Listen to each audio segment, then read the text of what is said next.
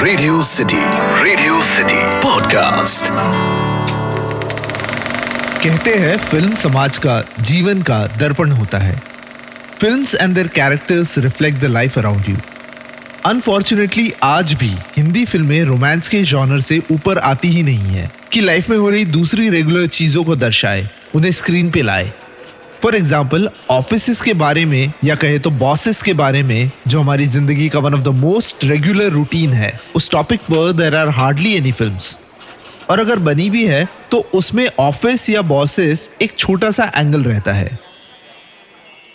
There are very few films like Hrishikesh Mukherjee की राजेश खन्ना वाली नौकरी, मधुर भंडारकर की कॉर्पोरेट, सैफ अली खान वाली बाजार, या फिर मेरी all time favourite understated movie rocket Singh salesman of the year. छोटी सी बात फिल्म में ऑफिस के बारे में बात की है, बट विद रोमांटिक अंडरटोन्स। इस वजह से शायद जब भी हम ऑफिस के बॉस के कैरेक्टर के बारे में बात करते हैं तब हमारे पास रेफरेंस के लिए कोई खास कैरेक्टर्स नहीं होते। पर हाँ, 1979 में एक फिल्म आई थी जिसका एक कैरेक्टर आया था। अगर आपको आपके खड़ूस बॉस का रेफरेंस करना हो तो ये कैरेक्टर खड़ूस बॉस की कैटेगरी में परफेक्टली फिट होता है। मैं बात कर रहा हूं 1979 में आई ऋषिकेश मुखर्जी की फिल्म गोलमाल के भवानी शंकर की।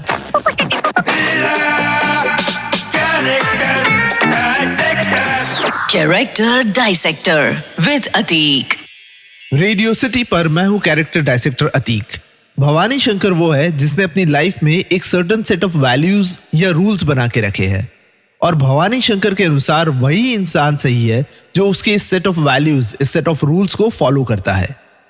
Basically Bhavani Shankar believes in there are two rules in an office. Rule number 1, the boss is always right. Rule number 2, if the boss is wrong, go back to rule number 1। Bhavani Shankar एक तरह से देखा जाए रिप्रेजेंटेड वो 60s और 70s की generation जो चुस्त है, थोड़ी सी ऑर्थोडॉक्स है।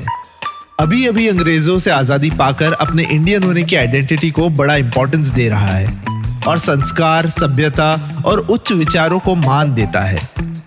वहीं दूसरी ओर ये 60s और 70s की जनरेशन आने वाली 80s की जनरेशन्स को भी नीचा समझती थी, क्योंकि ये 80s की जनरेशन धीरे धीरे दुनिया में होने वाले, स्पेशली वेस्ट में होने वाली चीजों से प्रभावित हो रही थी।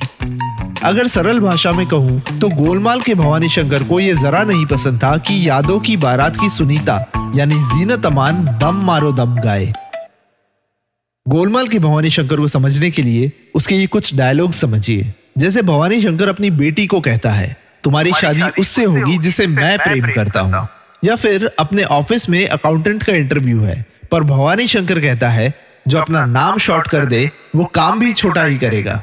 या फिर जिस नौजवान को काम में जी लगाते देखो उस नौजवान में अपना दिल लगाओ।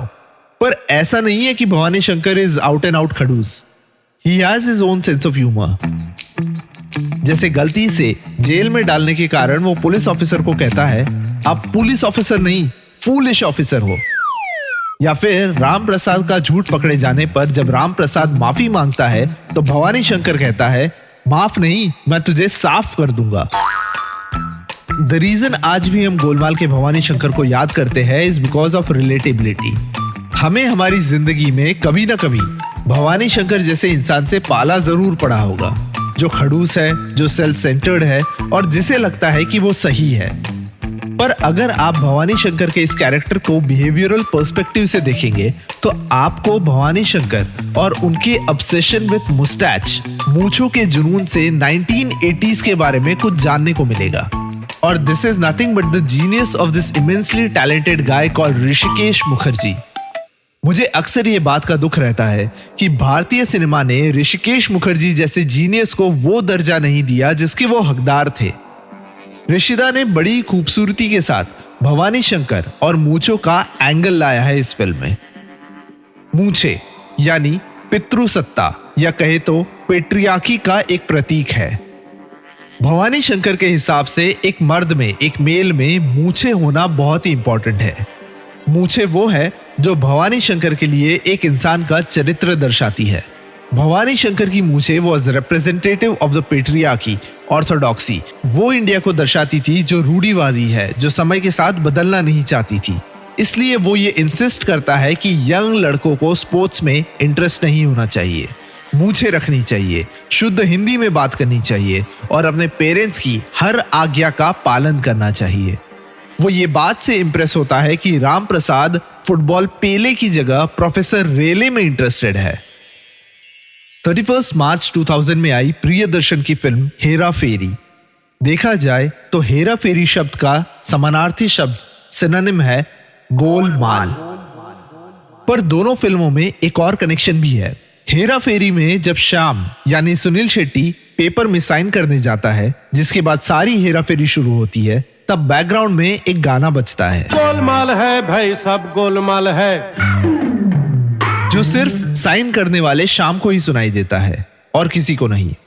तो अगर नेक्स्ट टाइम आप आपकी नई नौकरी ज्वाइन करने वाले हो और नौकरी ज्वाइन करने का पेपर साइन कर रहे हो और बैकग्राउंड में आपको सुनाई दे गोलमाल है सब गोलमाल है, तो जरा चेक करना कहीं आपका बॉस भवानी शंकर ना हो।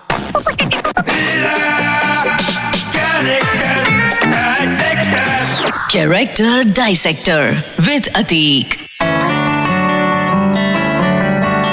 Radio City Podcast. इस पॉडकास्ट का फीडबैक देने के लिए मेल करें podcast@myradiocity.com पर या फिर इंस्टाग्राम पे RJ_Atik पे DM करें।